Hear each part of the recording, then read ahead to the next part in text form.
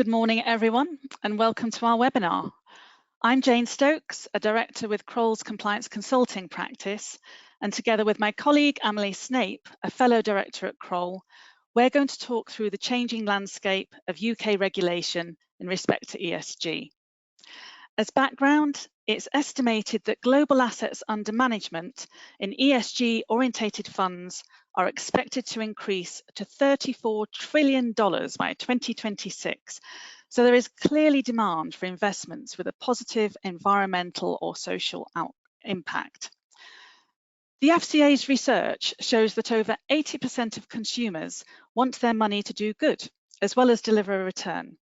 However, the FCA's research also says that 7 in 10 investors think many investments that claim to be sustainable actually aren't.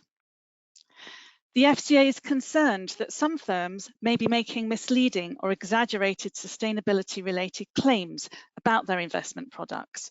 Therefore, building trust in this area is vital. The FCA issued its business plan on 19th of March, so last week, and one of the areas for focus for 2024 and 25 is supporting the financial sector in driving the transition to net zero, as well as integrating SDR across the market.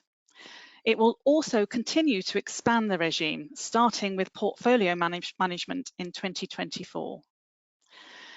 The Treasury confirmed in the spring budget that the government will regulate ESG ratings providers and bring them under the perimeter of the FCA. And on 1st of March, the FCA sent out a Dear CEO letter to the asset management sector in which the regulator highlighted the implementation of SDR and that firms should have robust governance in place to properly oversee ESG-related activities, any third-party ESG information providers used, and the claims made by firms. So ESG continues to be a key priority for the regulator. So this morning, we're going to talk through the FCA's Sustainability Disclosure Requirements, or SDR, which incorporates the anti-greenwashing requirements, investment labels, the naming and marketing rules, and disclosures that will need to be made by firms. We'll touch on the requirements for distributors, as well as providing a quick recap on the TCFD aligned rules. We will also suggest some practical steps that firms should be taking to implement SDR and make their TCFD reports. As we go through, we will be asking some polling questions, so please do participate in those, as it will be very useful to see the results. We are covering quite a lot of ground this morning, so if you have any questions, please put them in the chat and we will be delighted to come back to you after the webinar. I'll start with a summary of the FCA Sustainability Disclosure Requirements and the timescales for implementation. The aim of SDR and investment label regime is simple. Financial products that are marked as sustainable should do as they claim and have the evidence to back it up. These rules and guidance aim to improve trust and transparency to the market for sustainable investment products. On this slide, we talk through the scope of the various elements of SDR. The anti-greenwashing rule applies to all FCA authorised firms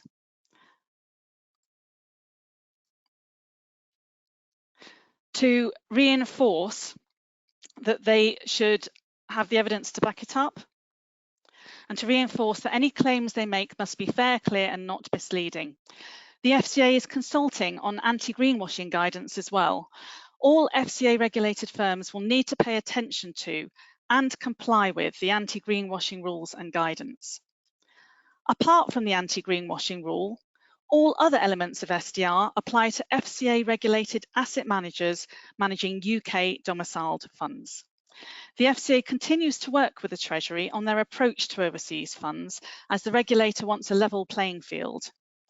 In addition, please note that portfolio managers are not within scope of the rest of SDR at present, but the FCA will consult on a wider application of these rules later this year. The rules on investment labels can be applied to UK domiciled funds managed by FCA regulated firms. The naming and marketing rules apply to firms that manage UK funds offered to retail investors, where sustainability-related terms are used. The consumer-facing information must be made where UK funds are offered to retail investors, where the funds use an investment label or sustainability-related terms. And detailed information should be provided where firms manage funds that use, again, either a label or sustainability-related terms to provide more information to both retail or institutional investors. Entity-level reports should be published by FCA-regulated asset managers that manage £5 billion or more in UK funds. And there are some requirements for distributors as well. And as I said, the FCA intends to expand the regime over time. The FCA's policy statement on SDR and investment labels was published on 28th of November last year, and the implementation of the various rules and guidance is staggered, as you can see on this slide. The anti-greenwashing rule and guidance comes in on 31st of May, so firms have 2 months to prepare to comply with this requirement and guidance. Firms can begin using the investment labels from 31st of July. Any firms using a label will have to make the appropriate disclosures as well from that date. The naming and marketing rules come in on 2nd of December this year, and again, associated disclosures will have to be made from that date too. Ongoing product level disclosures have to be made annually from when firms start to use a label or from 2nd of December 2025 if subject to the naming and marketing rules. Firms with, AUM of 50 billion or more will have to make entity-level disclosures from 2nd of December 25, and those with AUM of between 5 and 50 billion from 2nd of December 26. I'm now going to hand over to Amelie to talk more, about the anti-greenwashing rule and guidance.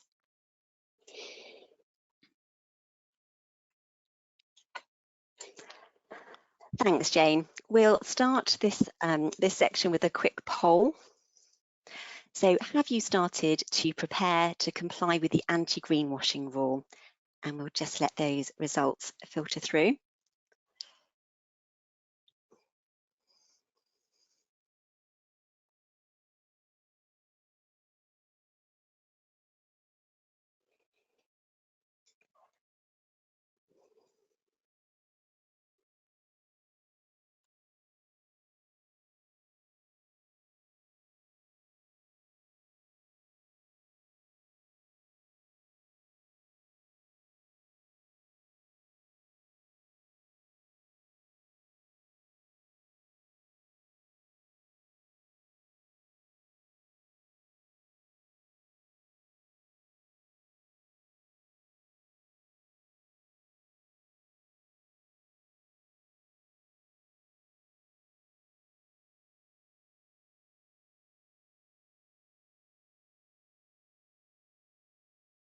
Great, so do we have any results to that polling question yet?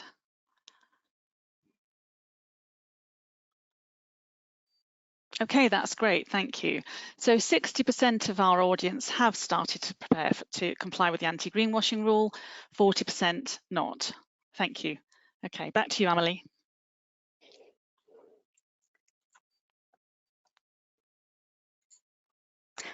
Thanks, Jane. Yeah, interesting results there.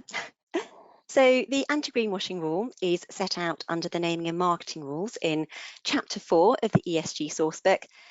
And this very much lays the foundation for the rest of the naming and marketing rules, which we'll come on to later. But thinking first about the rule and the associated guidance that's been published by the FCA. And this rule applies to all FCA authorised firms making sustainability-related claims in relation to both products and services, which differentiates this rule from some of the other SDR requirements that only apply to certain products. And it comes into effect on the 31st of May this year.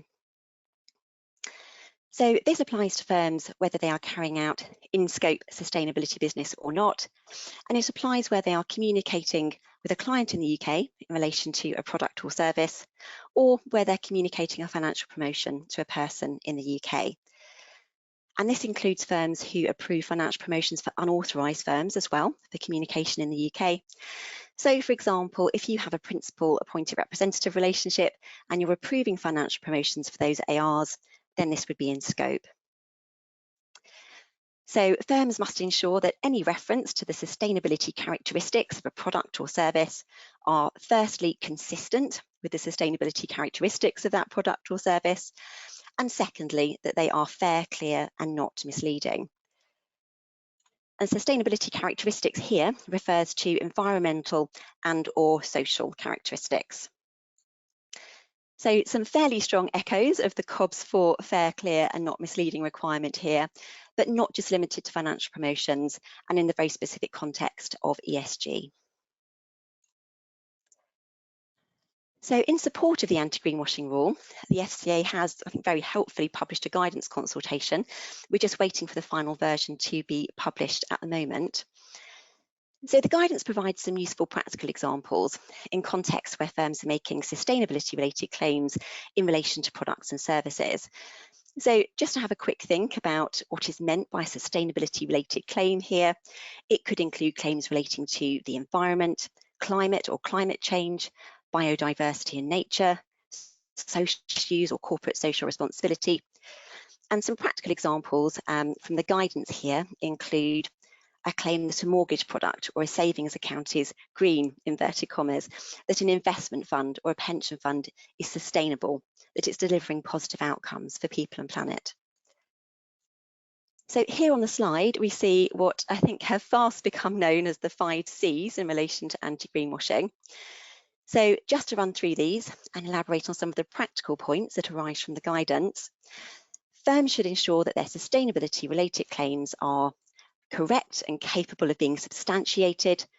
This means claims should be factually accurate. Claims should only give the impression that a product or a service has sustainability characteristics it actually has.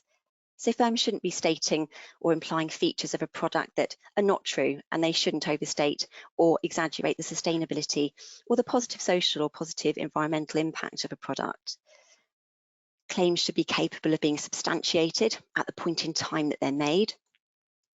And where there's evidence to support a claim that's referenced in the content, the FCA highlights that firms should actually consider making that evidence publicly available as well. Clear and presented in a way that can be understood. So this means claims should be transparent and straightforward. Use of technical language should be appropriate and properly explained. And the guidance here also introduces some quite interesting points around the use of images related to sustainability as well. And this idea that what you state in a claim might be factually correct, but the visual presentation of the claim, say on the background of rainforest imagery, might convey quite a different impression when you state your claim against that backdrop. So definitely one to think about and to ensure that the use of imagery is considered in your review and approval processes going forward. Complete, so shouldn't omit or hide important information and should consider the full life cycle of the product or service. This means no cherry picking data from particular portions of the product life cycle or more generally that might give the impression that a product or a service has sustainability characteristics that it doesn't have. Also need to be careful if claims are only true if certain conditions apply as well. This needs to be very clearly and prominently stated. And also, if there are any limitations on any of the data or the metrics used in a claim, then again, these need to be clearly and prominently stated. And sustainability-related claims, they should also be fair and meaningful in relation to any comparisons to other products and services. So if you are comparing sustainability characteristics, then you should make clear what is being compared, how the comparison is being made, and you should always be comparing like with like. Thank you, Amelie. I do have a few questions. So this rule does seem quite straightforward, particularly if firms are already complying with COBS 4 on communications and marketing material being clear, fair and not misleading. But maybe there is more to it than first appears. What advice would you give to firms in relation to implementing the anti-greenwashing rule?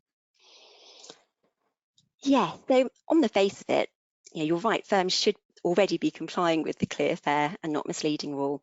And in fact, there are already well-established pre-existing guidance and requirements in this area, for example, in the CMA's guidance on environmental claims code, as well as requirements under the Advertising Standards Agency's CAP and BCAP codes as well. So the concept certainly isn't new. I think what the FCA's new anti-greenwashing rule does, it applies a very ESG specific lens to this. And the guidance is also quite specific in areas too. So really helps firms to frame what they're doing here to achieve compliance. So on implementing the anti-greenwashing rule, I'd say firms should be looking at their current processes and then really assessing the extent to which these support compliance with the new rule and guidance. So doing that gap analysis to see how those processes need to change and putting an implementation plan in place. And if you're dealing with retail clients as well, then you also need to consider consumer duty and how that cuts across your anti-greenwashing arrangements as well. And what material or channels should firms be considering when thinking about their marketing and communications?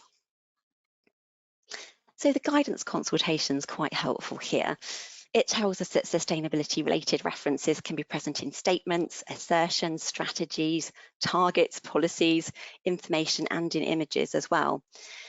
Not an exhaustive list, but it gives us a good steer on the populations of communications that firms need to look at. In practice, this will include financial promotions materials such as slide decks, brochures, wider communications with UK clients, could include fund newsletters, and content on the firm's website, for example. In terms of channels that firms should be thinking about, this might include content that's being emailed, provided in hard copy, on the website. I think a reminder here as well that your website is also an easy reference point for the FCA if they're doing proactive monitoring work on financial promotions or anti-greenwashing, so one to bear in mind. Also need to think about any mobile applications being used and content that's provided there, and also on social media platforms as well. And can you give some examples of where mistakes could be made in relation to the 5 C's you've talked about? Yes, so I think as with financial promotions more widely, there are potential pitfalls for firms around the 5 C's. Not having sufficiently robust, relevant and credible evidence to support claims being made, not retaining sufficient evidence on file for the review and approval process. I think for financial promotions that are going to remain in circulation over a period of time, failing to periodically monitor their compliance with the anti-greenwashing requirements and to ensure that they actually remain compliant past that first point when they're approved. And firms should really be thinking about updating their processes to ensure that there's a good trigger point for this. Definitely avoid using the pitfalls of overly technical language where it's not necessary. Avoid using vague, broad or general terms that might be unclear or confusing.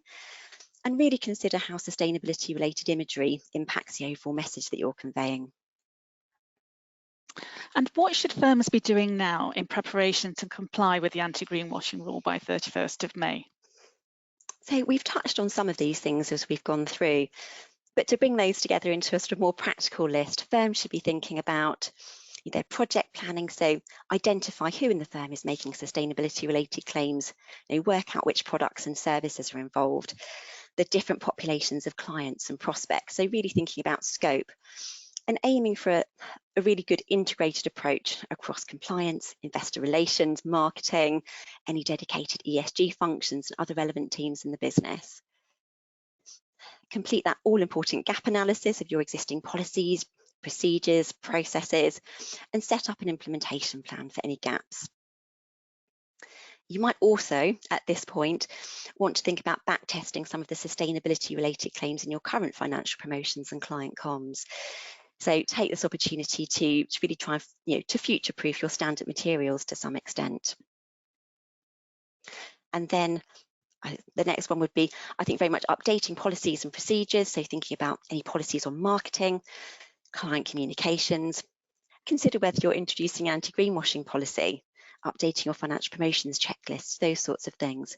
And train the team on anti-greenwashing requirements and the firm's processes that support those. Thank you, Amelie. So next we're going to talk about the investment labels.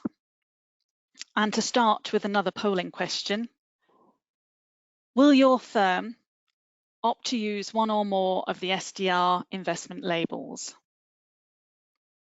I'll give everyone a minute or two there.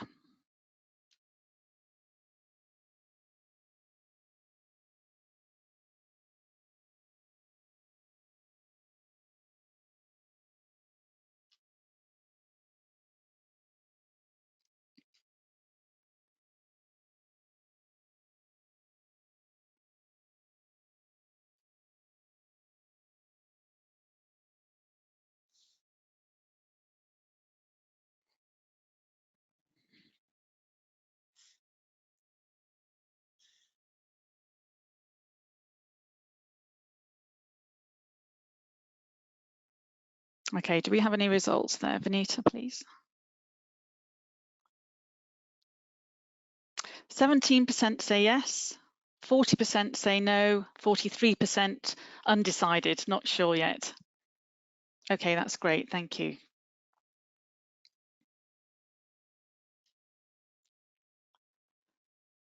So to go on to the investment labels, the FCA is introducing investment labels to help consumers navigate the market and build trust. Firms can choose whether to use the labels for funds that seek to achieve positive sustainability outcomes if they meet the qualifying criteria. The regulator has introduced both general and specific criteria which must be met before firms can opt to use an investment label, and on an ongoing basis. The FCA will not approve the use of a label for a fund. Firms will be responsible for making their own assessment against the criteria for a label, but asset managers will need to notify the FCA if they decide to use a label. Notification is also required if firms intend to revise or cease the use of a label. And firms will have to use the FCA graphics for the labels, and we've got those graphics on the slide there. And they also will need to revise the use of their label at least every 12 months to assess whether it remains appropriate for that product, that fund. Initially, the FCA proposed 3 labels, but in the feedback, there were concerns that funds invested in a combination of assets would not qualify for a label, as they would not fit into one of the categories of focus, improvers, or impact. So the FCA introduced a 4th label, the mixed goals label. On this slide, we have a snapshot, a high-level summary of the 4 investment labels. So focus is for funds with assets that are environmentally or socially sustainable. Improvers are for funds that invest in assets that have the potential to improve environmental or social sustainability over time. Impact is for funds that aim to achieve a predefined positive measurable impact in relation to an environmental or social outcome.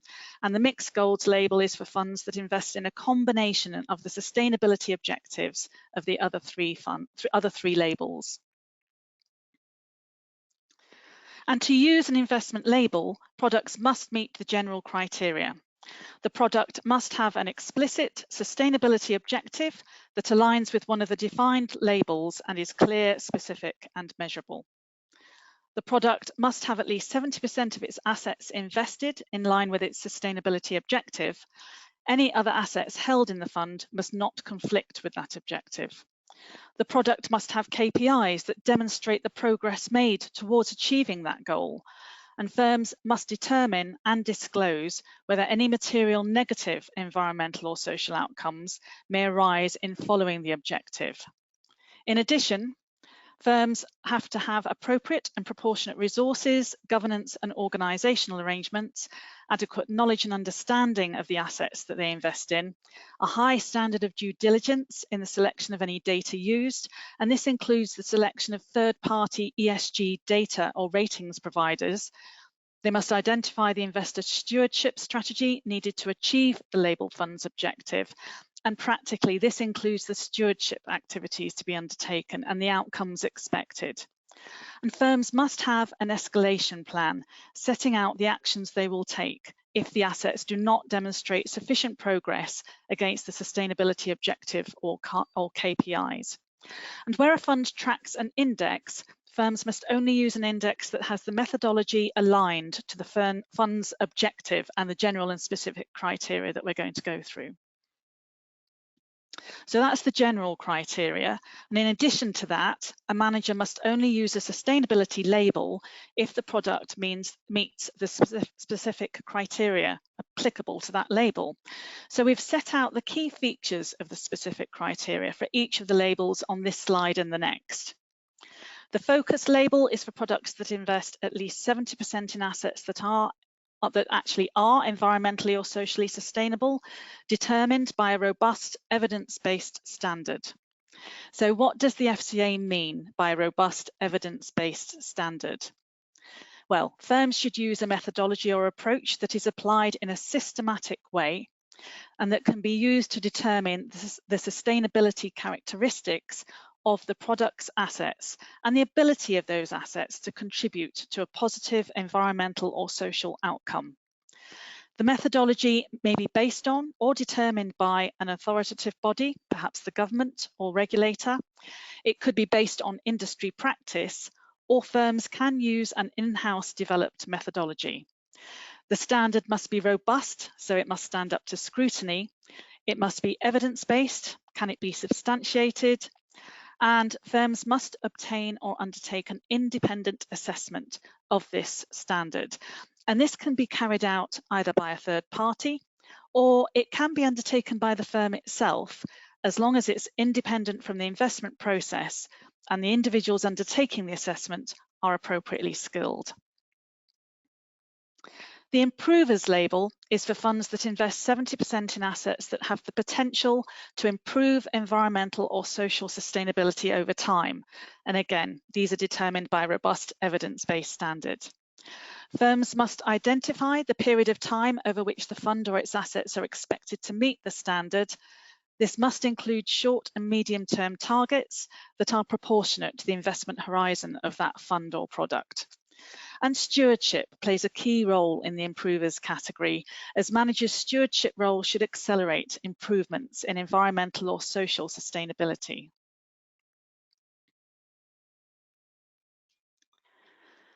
The impact label can be used for products that invest 70% of assets with a sustainability objective to achieve a predefined positive measurable impact in relation to an environmental or social outcome. And firms must specify a theory of change, setting out how they expect their investment activities and the product's assets to contribute to positive impact. And they must specify a robust method for measuring and demonstrating that positive impact. Firms might contribute to a positive impact through engagement with portfolio companies, for instance, or directing new capital to projects and activities that offer solutions to environmental or social outcomes. And firms' outcome measurement reporting could include a description of the ambition and the assessment of expected results, an explanation of the investor contribution, monitoring of progress throughout the life cycle of the investment, and where an investment is realised or at a predefined point in time, ex post evaluation and assessment, and independent verification of results. The mixed goal label can be used where the objective is to invest at least 70% of assets in accordance with a combination of the sustainability objectives of the other labels. Firms must identify and disclose the proportion of assets invested in accordance with the other labels. For instance, a product invested in assets that are already sustainable and assets that have the potential to improve over time will have to meet the focus and the improvers labels respectively for the proportion of assets that are sustainable or improving. Thanks, Jane. So just to explore the practicalities of the labelling regime a bit further, so firms can use the investment labels from 31st of July. How do they notify the FCA and what's the process for this? So yes, as we said, asset managers will need to notify the FCA if they intend to use a sustainability label, and they will do that using the FCA's Connect system, which all firms will be used to using already. Notification is also required if firms intend to revise or cease the use of a label. If a firm is updating its pre-contractual disclosures, and we'll talk about those in a minute, in order to use a label, if, for example, it's amending its investment objective, it may need to submit these changes to the FCA as part of the notification process before starting to use a label. And as I said, firms will have to use the FCA graphics for each of the 4 investment labels, which they will be able to download as part of the notification process on its Connect system. On its website, the FCA currently says that there will be more details on the notification form shortly, so we're awaiting those at the moment. Okay. So the labelling regime is voluntary. If I have a fund that is a Luxembourg-based fund, can I still opt to use a label? No, you can't, because the FCA's labelling regime can only be used for UK funds, so UK AIFs and UCITS currently. but as we know, that may be expanded in the future. And if I have institutional investors and no retail investors, can I opt to use a label in that case? Yes, you can. So whilst the labelling regime was designed with retail investors in mind, it is an optional regime which institutional managers can choose to use if they satisfy the general and specific criteria that we've talked about. And what should firms be doing now in preparation for using the investment labels? Well, I suppose the first stage is obviously to decide whether you wish to use an investment label for any of your funds. And if so, think about the governance you will need around this process. You might want to put together an ESG team. You will probably want to think about putting together a project plan. Think about the different steps involved and the internal work that needs to be done first. Review your fund's sustainability objectives. Are they clear, specific, and measurable? And do they align with any of the 4 investment labels? Can you satisfy the general and specific criteria for the relevant label that we've talked about in the previous slides? And if not, what action is needed? Decide what standards of sustainability you will use. And staff will need to be trained, policies and procedures will need to be drafted or updated. It's only 4 months until the investment labels will be available for use. So if you are aiming to use them from 31st of July, which is the first start point, you do need to start your work now. So plenty to do if firms are wanting to use the labels. I'm going to talk now about the naming and marketing requirements under SDR. We'll start this section with a quick poll. So do the naming and marketing rules apply to your firm? And we'll just let those results filter through.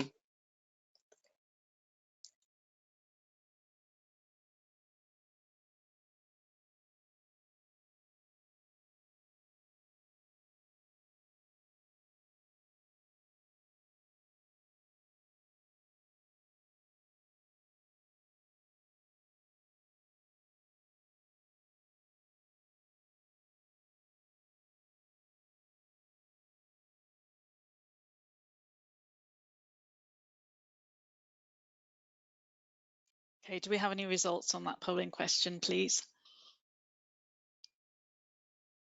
So we have 19% of our audience saying yes, 38% saying no, and 43% saying not sure. Great, thanks very much. Back to you, Amelie. Thanks, Jane. So we mentioned earlier how the anti-greenwashing rule really lays the foundation for the naming and marketing rules that follow. And we'll just recap quickly here on the key requirements. And these are split out into 3 sections that deal with, firstly, sustainability terms, and then how those sustainability terms are used in product names and in financial promotions. And where these terms are used, then the requirements apply where the product is offered to retail clients and retail investors. So we're really thinking about retail clients here. And these rules come into effect on the 2nd of December of this year, alongside disclosure requirements, which Jane will talk about. So thinking further about the application of these rules, the naming and marketing rules apply to managers who are doing sustainability in-scope business for retail clients in relation to sustainability products, where the manager is using certain prescribed sustainability terms that are set out in the ESG rules. We'll run through what those terms cover in a moment.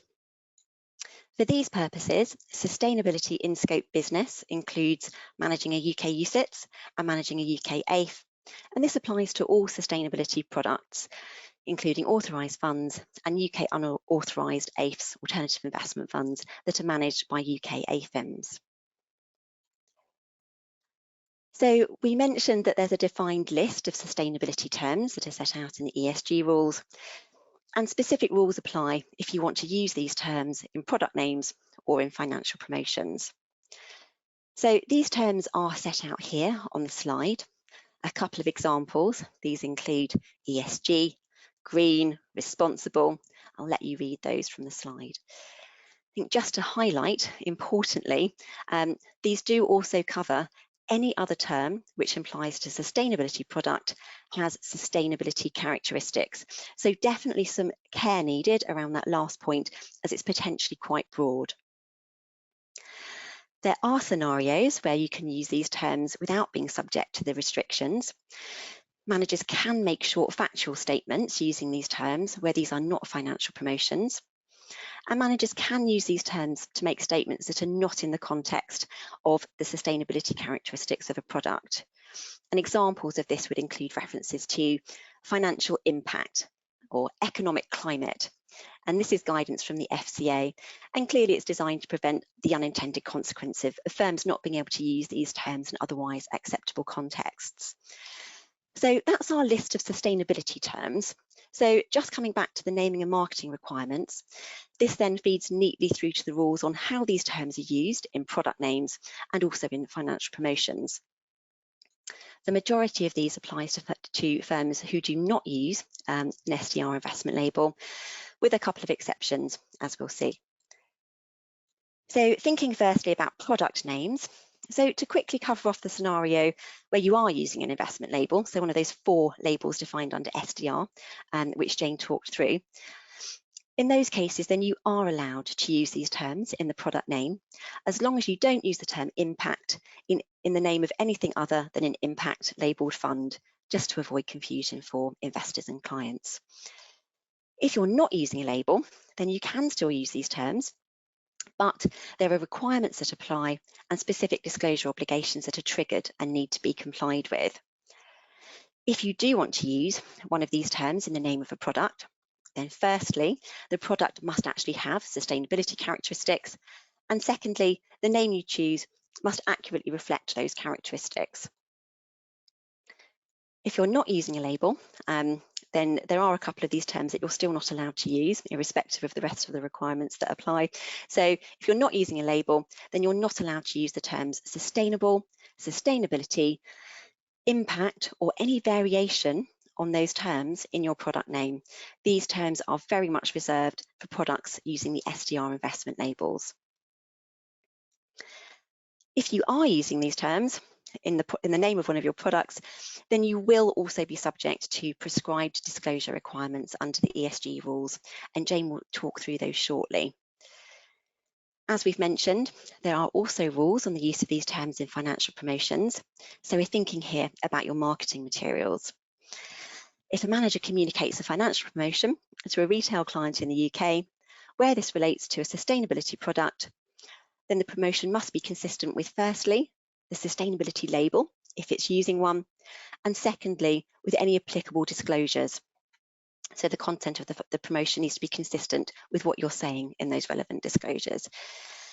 If you're communicating a financial promotion of this nature, then again, this triggers prescribed disclosure requirements that we referred to earlier, and Jane will elaborate on those. Also important to mention, if you're not using a label and you are caught by the product name and marketing rules, then you need to provide a statement that the product does not have a UK sustainable investment label and a statement explaining why. And this needs to be published in a prominent place on the web page or on the mobile app page, for example, where the manager is actually offering the product.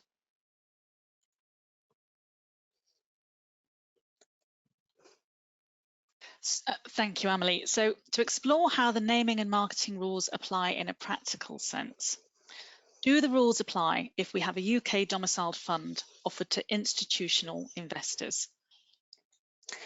No, so the naming and marketing rules wouldn't apply here, as we're dealing with institutional rather than retail clients or retail investors.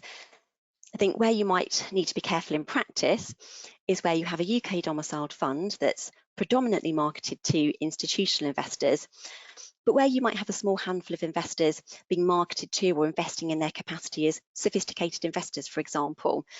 Those individuals may potentially fall to be retail clients, even though that might not necessarily be immediately intuitive to the firm.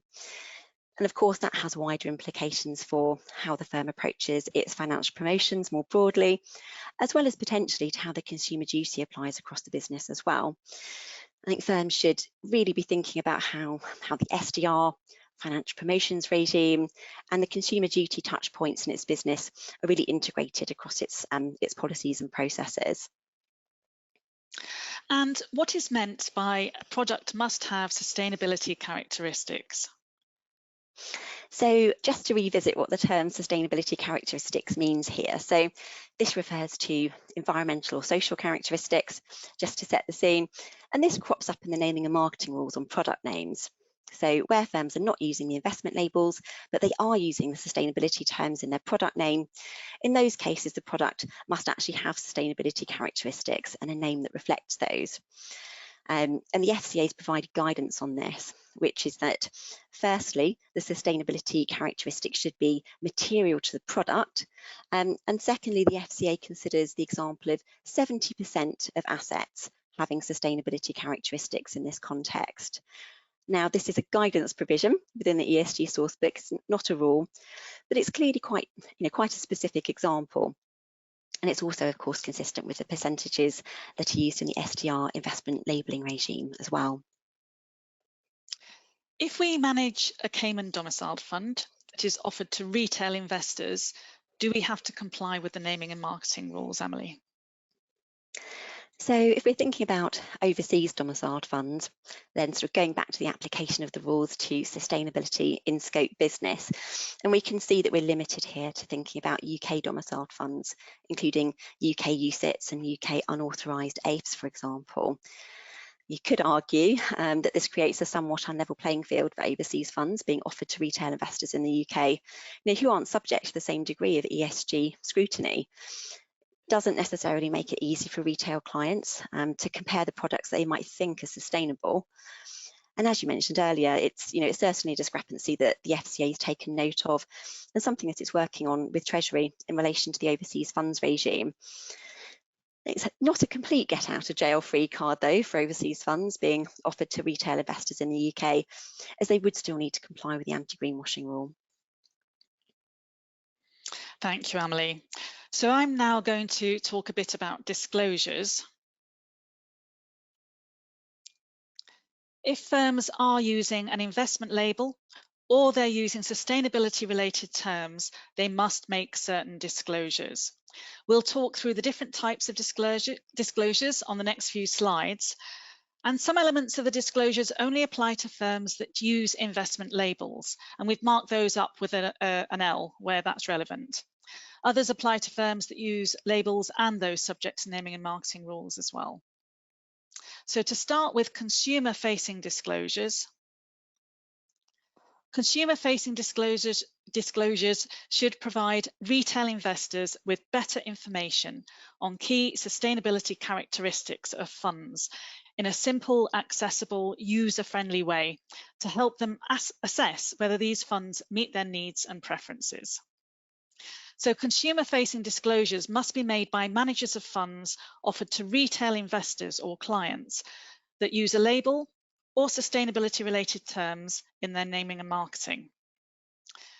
The FCA has not published a template for consumer-facing disclosures, but has said they must be clear, concise, easily understood, and no more than 2 pages of A4 if printed. They must be short, standalone documents placed on a website with hard copies kept for a minimum 5 years and made available to consumers or the FCA on request. If a manager chooses to use a hyperlink for publishing consumer-facing disclosures, it must be available at no more than 1 mouse click away from the web page where the sustainability label for a fund is located. And the disclosures must be kept up to date, reviewed at least every 12 months, and updated to show progress towards the sustainability objective. If firms revise or cease to use a label, they must publish the updated consumer-facing disclosure as soon as reasonably practicable and include the reasons for and the date of the revised disclosure.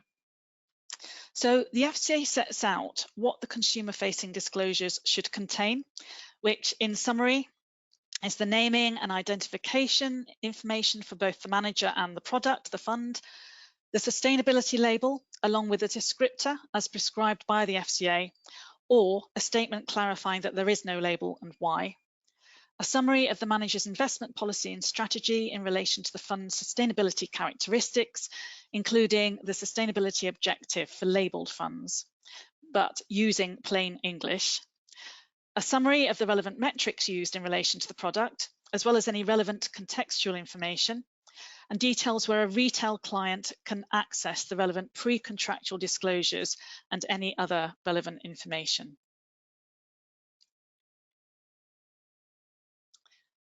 And the detailed product level disclosures are intended to be useful for consumers that want to know more, or for institutional investors. All products using labels or that are subject to the naming and marketing rules must produce detailed product level disclosures. And these disclosures must be regularly reviewed and should be updated where necessary and when revising or ceasing to use a label. The detailed product level disclosures can be split into pre-contractual disclosures and ongoing product level disclosures, and we'll touch on both of those in the next couple of slides. So to talk a bit more about pre-contractual disclosures, these are largely static documents, and firms aren't likely to have to make major changes to these documents except when they first use, revise, or cease to use a label. The pre-contractual disclosures will be made in a fund prospectus or prior disclosure document, or a sustainability product report part A, where the product doesn't have pre-contractual materials. The disclosure will have to be clearly identifiable in the pre-contractual material, so we recommend that you put them in a dedicated section with a clear heading. And disclosures relating to the label and the sustainability objective, or a statement clarifying that the product doesn't have a label, must be located in a prominent place. The pre-contractual disclosures will vary slightly depending on whether the product has a label or not, but those without a label can include other disclosure items as well. So in summary, pre-contractual disclosures must include the label and the relevant FCA descriptor. If not using a label, a statement to that effect and the reason why. The sustainability objective, including where the investment strategy might have a material effect on the risk and return, or may have a material negative effect on environmental or social outcomes. Metrics used, details of policies, procedures, and KPIs used to monitor and demonstrate performance towards the sustainability objective. Details of any investor stewardship, how that strategy will be applied, and where the firm is a signatory of the UK Stewardship Code. Any actions the firm will take in accordance with its escalation plan, and any category-specific disclosures for the labels. So for instance, for improvers, the expected timescales for improvement and the types of evidence relied upon. And ongoing product level disclosures must be made annually from when a firm first uses a label. These must be made in a sustainability report part B, which builds from the TCFD report. The list of contents is very similar to the previous slide, but it should show any progress made. And again, it will vary slightly depending on whether a label is used or not. So it should include progress towards achieving the objective, the proportion of assets invested in accordance with the objective, and the types of assets held for other reasons and why. How the product is invested, so how the fund is invested in accordance with its investment policy and strategy on an ongoing basis. The product's performance against KPIs, as well as any other relevant metrics that a consumer might find useful, any contextual information that might be useful, and historical annual calculations for the KPIs and metrics. How the firm's approach to the product materially deviates from its entity level approach. For products with labels, details of how stewardship has been applied and any matters that have been escalated. And any label category specific disclosures, for instance, for impact labels, the progress of the product towards achieving a positive impact. Where it isn't appropriate to make a public disclosure, for instance, for unauthorized AIFs not listed on a recognized exchange, the information must be provided on demand. Firms must respond to one request every 12 months at a calculation date agreed with the client or when the information was last available during the previous 12 months. The information has to be provided within a reasonable time frame and in a format that meets the client's needs. Firms aren't required to produce an on-demand disclosure before 2nd of December 2025, so there's some time there. And lastly, to talk about the sustainability entity level reports. Regardless of whether a firm has a label or is subject to the naming and marketing rules, firms will have to publish a sustainability entity report if they have AUM of 5 billion or more in UK AIFs or UCITS.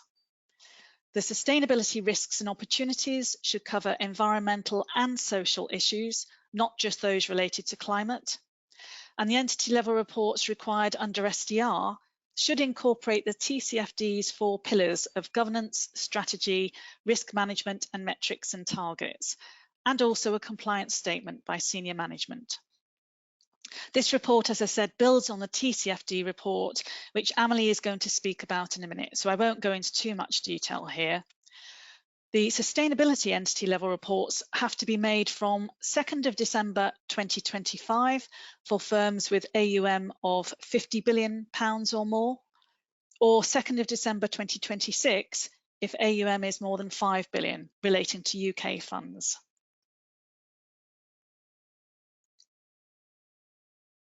So a couple of quick practical questions, if I may, on the disclosures. If I'm using a label, when do I have to make the first set of disclosures?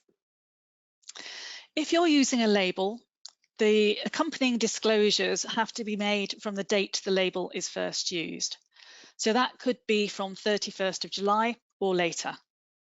Okay. If I'm not using a label, but use sustainability related terms in fund names or in marketing material, when do I need to start making disclosures in that case? So these requirements on naming and marketing come in from 2nd of December 2024, so the end of this year. So any accompanying disclosures would have to be made from that date as well. And are the requirements for the entity level reports under SDR the same as the TCFD entity level reports? So that's a good question. The scope of the entity level reports under SDR is a bit different to those required under TCFD. These reports focus on sustainability related risks and opportunities, which take into account both environmental and social matters under SDR, rather than focusing on climate related risks and opportunities as they do under the TCFD rules. The entity level reports under SDR apply to asset managers with AUM of more than 5 billion in relation to UK domiciled funds, whereas the TCFD entity level reports, the same threshold applies, the 5 billion AUM, but it applies to AUM in general, not just UK domiciled funds. However, as we've mentioned, the FCA does intend to expand the scope of SDR and also did say it's going to review the scope of TCFD in the future as well. Okay, so firms really should be planning their timelines now for preparing with disclosures. Okay, absolutely. So Jane's going to take us through the SDR requirements for distributors now.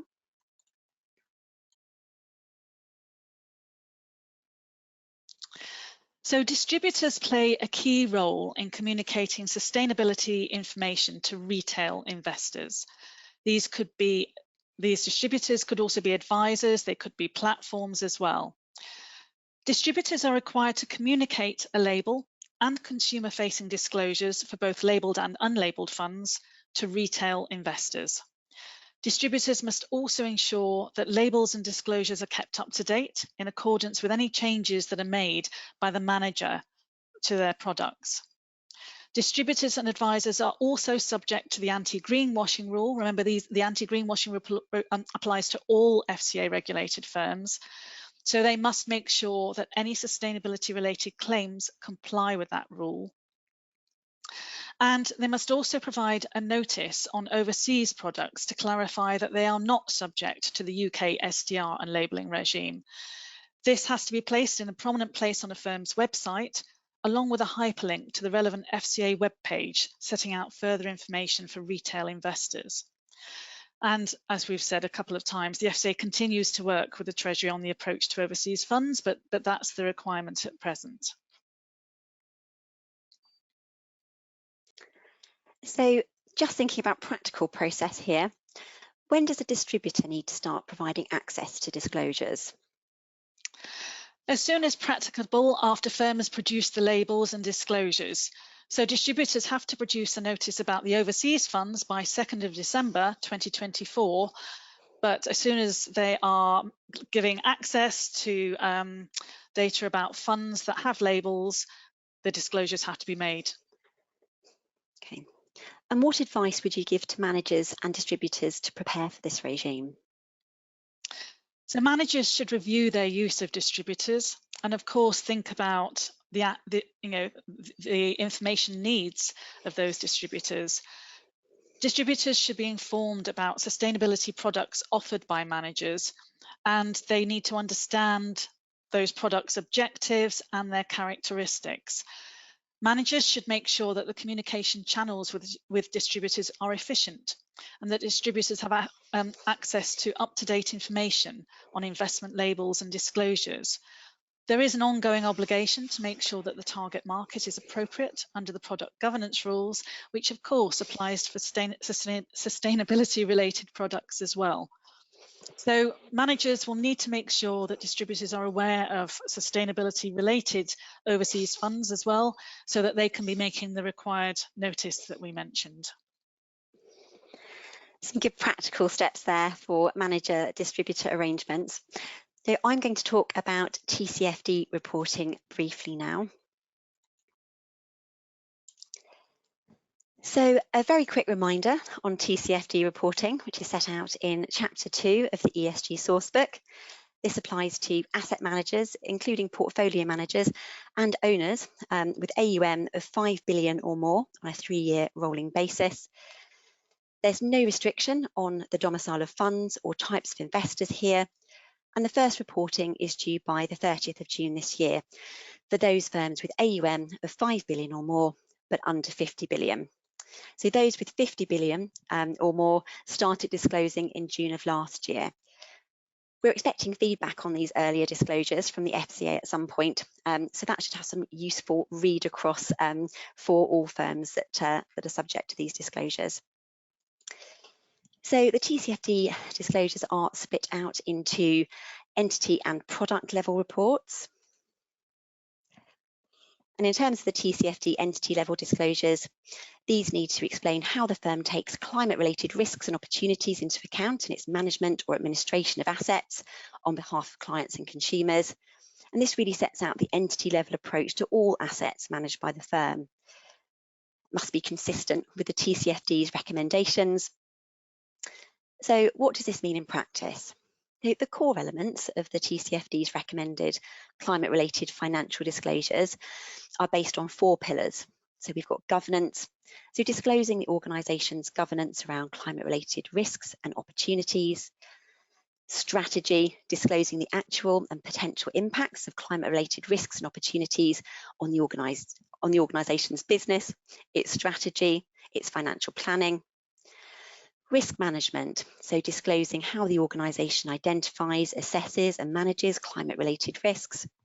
And metrics and targets, so disclosing the metrics and targets used to assess and manage relevant climate-related risks and opportunities where that information is material. And firms also need to make sure that their disclosures reflect the specific TCFD materials that are signposted in the ESG rules as well when they're doing this. And firms also need to disclose their use of scenario analysis. This includes quantitative examples and also the use of metrics and net zero targets. And if a firm's making disclosures on transition plans as part of its strategy disclosures, then if it operates in the UK as a country that's made a commitment to a net zero economy, then it's really encouraged to assess how much it's considered that commitment in the development and disclosure of its transition plan.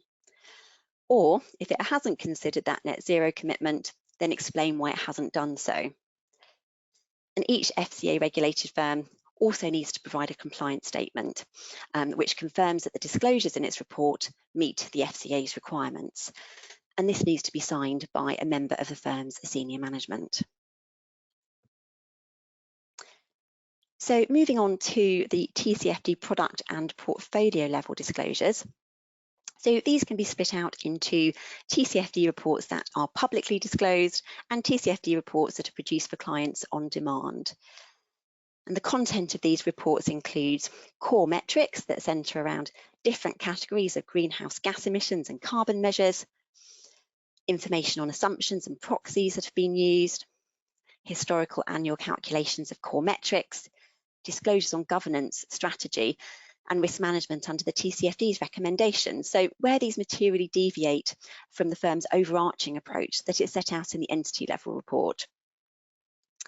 There are also additional metrics to be disclosed as far as reasonably practical.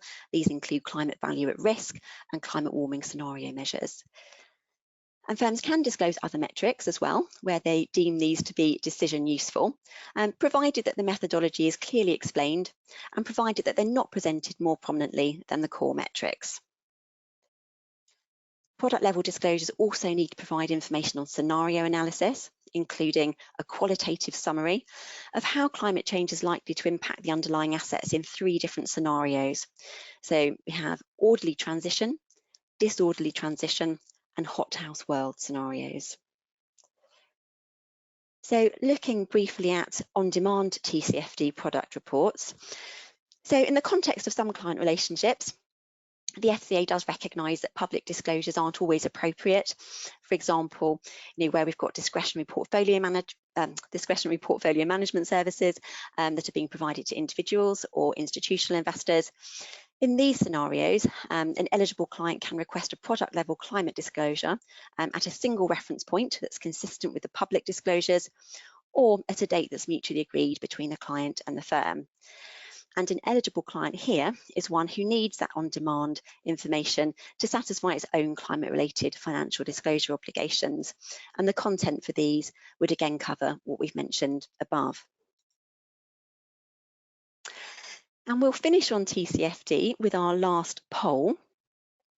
So are you subject to the TCFD disclosures required for firms with AUM of 5 billion or more by the 30th of June this year? And we'll just let those results percolate.